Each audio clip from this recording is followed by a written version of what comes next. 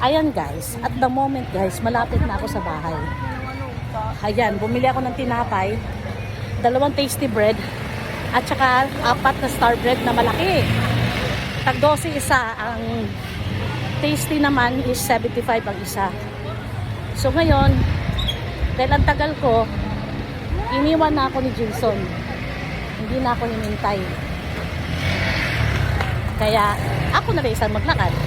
Pero okay lang kasi safe naman ako, nandito na ako sa barangay namin.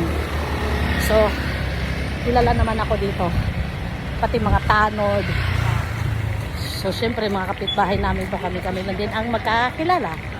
So, siguro kaya iniwan ako ni Jesus. Siguro sabi niya, bahala ka sa buhay mo ma, ang tagal-tagal mo ma kung saan ka pa nagsusuot. Kasi, umikot pa ako ng palengke. Dumaan pa ako, may dinaanan ako. Tapos, after ko makadaan sa palengke, dumaan ako ng bakery. Kaya natagalan ako. Siguro nainip si Jason. Ay! Sa wakas! I'm proud of myself. From Marikina Barangka to Cubao. At my age, 52, kayang-kaya ko pa. Kayo rin guys. Kayo rin mga supermom. Subukan nyo.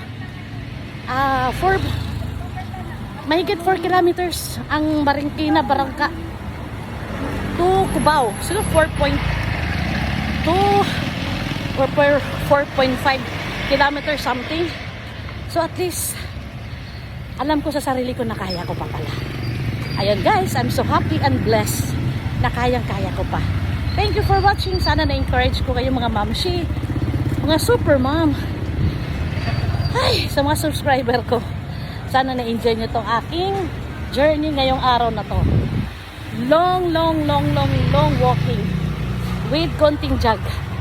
Kasi hindi ko binigla ang sarili ko dahil syempre, thunders na tayo. Baka mabigla tayo, mahirap naman. Ayan. Ayan, malapit na ako sa bahay namin.